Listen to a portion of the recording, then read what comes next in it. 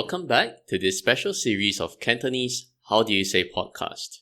This is Eugene from LearnDialect.sg, and for this second episode, we are very glad to have Eric Chow with us again. In the previous episode, we talked about how no one is ever too old to learn Cantonese. Today, we'll debunk other common myths when it comes to learning Cantonese. Let's get going! In fact, today's podcast, Eric and I are going to talk about these common myths or perceptions about learning Cantonese. We try to debunk each of the myths one by one. The first myth that we are going to explore is, if you're tone deaf, you cannot learn Cantonese. So, Eric, what do you think about that? Tone deaf. How do you define tone deaf, Eugene?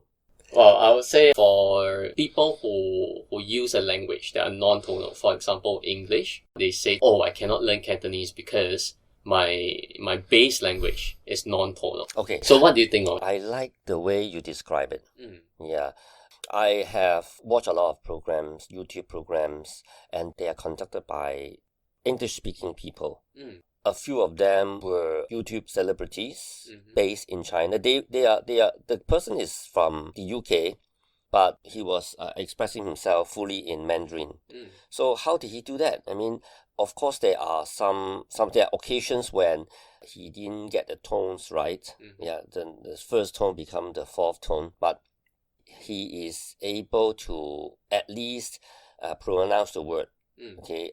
For me, I can make out the four tones in Mandarin, but when it comes to the first tone and the fourth tone, I make mistakes because my way of speaking is quite influenced by Cantonese, like 一二三, right? But in Cantonese, 一二三, the 三 actually sounds like it was a fourth tone, but it doesn't have to be the fourth tone. Right. It depends on how you say it. Normally, when you say 一二三, it is when you are in a competition, you are getting ready for something. So the person speaking it, right, will speak with some kind of excitement. It's like 一二三. So with this ingrained in my mind, every time people say 1, 2, 3, 一二三, I will automatically relate to my past experience of competition, that kind of thing. So automatically when I speak it in Mandarin, I have a tendency to speak not 一二三, 一二三. In fact, when you are learning a language, new language, and when you speak to the native of the language you are learning, even though you make mistakes, people will forgive you. People are very forgiving. They will find you very cute. Yeah, they will like you because you are saying something that is important to them. You are making an effort.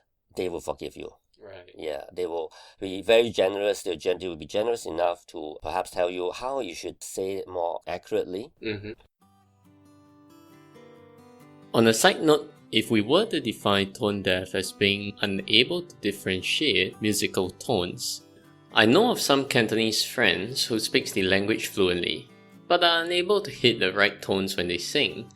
Well, this is in fact consistent with a research study by Yunnan et al. In 2000, where it was found that there does not seem to be any transfer effect between fluency in a tonal language and music perception.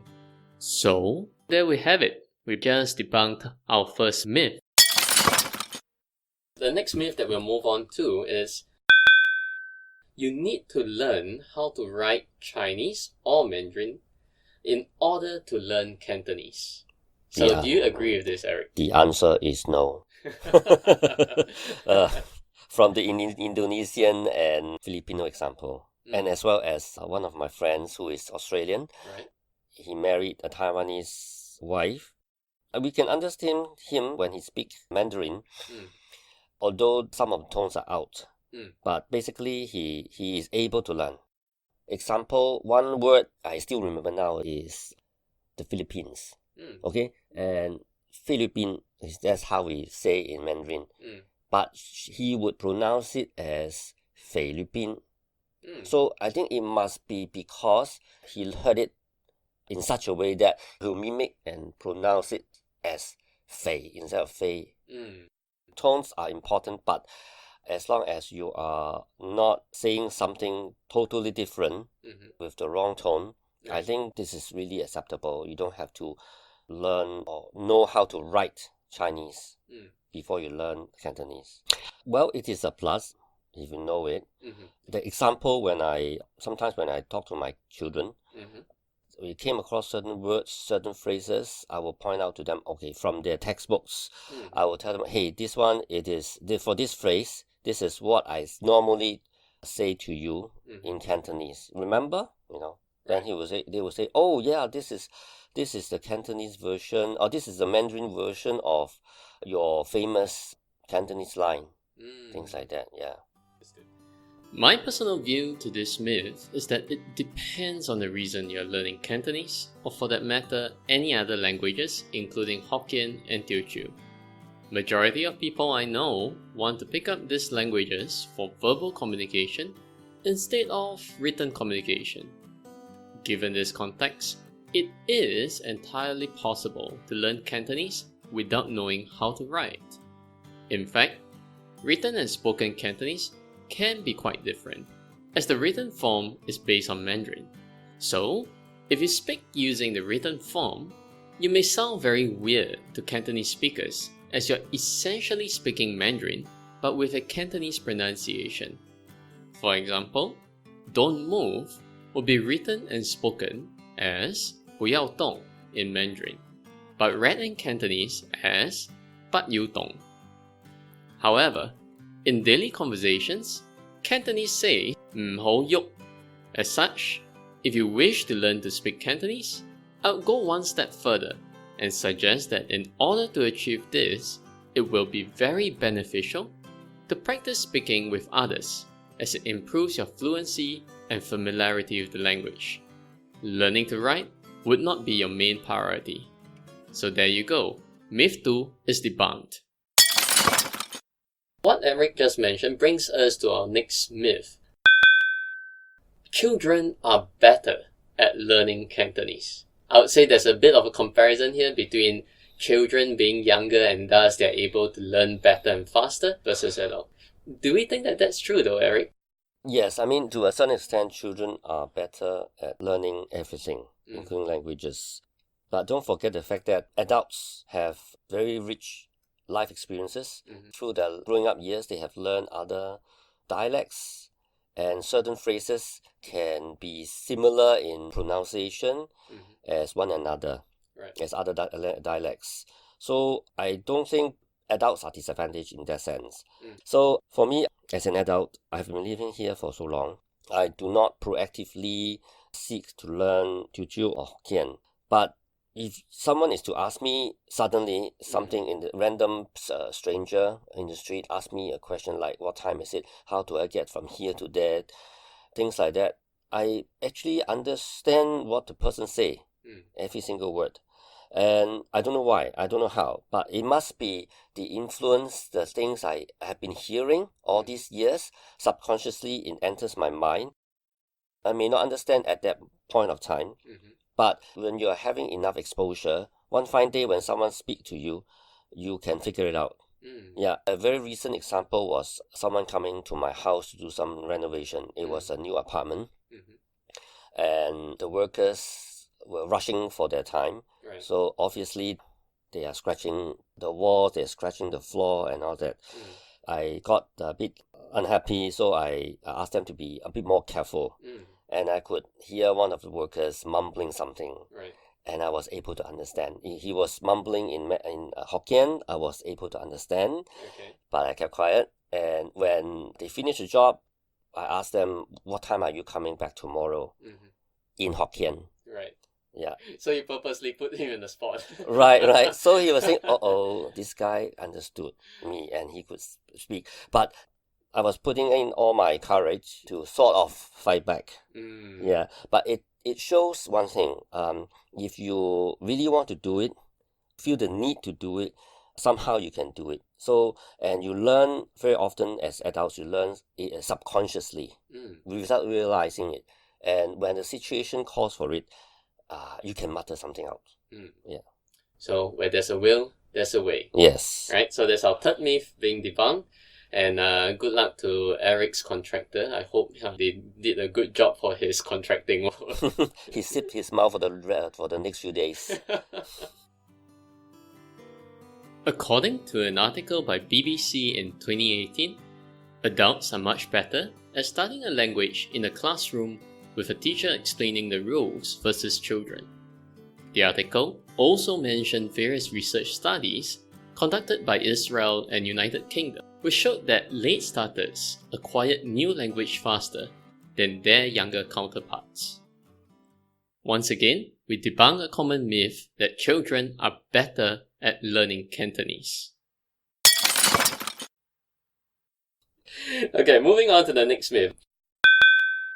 Learning Cantonese is no longer useful in today's context. Do we think that's true, Eric? Okay, yeah, a lot of people will be having this thought. Then they will also think that, well, my grandparents are so old. I mean, what's the point? When I finally become proficient, they are no longer around. Yes, I mean, in a way, it is true. But let me also tell you, a few years ago, not too long ago, I was in Vietnam. I was with my wife, my children, my mom-in-law, and my wife's extended family. I was the only male. I was holding a map at that time. We didn't know where to go in Vietnam. Okay. We were just discussing, okay, should we turn right, turn left, walk straight to get to the hotel that we booked?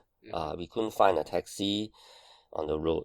And one random passerby, I was talking to my family members in Cantonese. One passerby just walked up and said in Cantonese, you should go walk further down, not far away. That's the restaurant you are looking for. So I was thinking, hey, you're eardropping on me. But when I think deeply, oh my God, aren't you Vietnamese? You're obviously Vietnamese, but you can speak my dialect. How amazing. So you will never know when the situation will call for it. This is only just one example. There was also once when I was overseas in a tour group. The tour group consists of people from other countries. And then they asked me, they know that I look Chinese, so they asked me what I could speak. So of course I replied in English, yeah, I could speak English, obviously. And they laughed. And then, by the way, I can speak Mandarin and Cantonese. And I don't know why, but they got a bit excited when I mentioned the word Cantonese. They explained later that in their neighborhood there are a lot of new migrants speak Cantonese.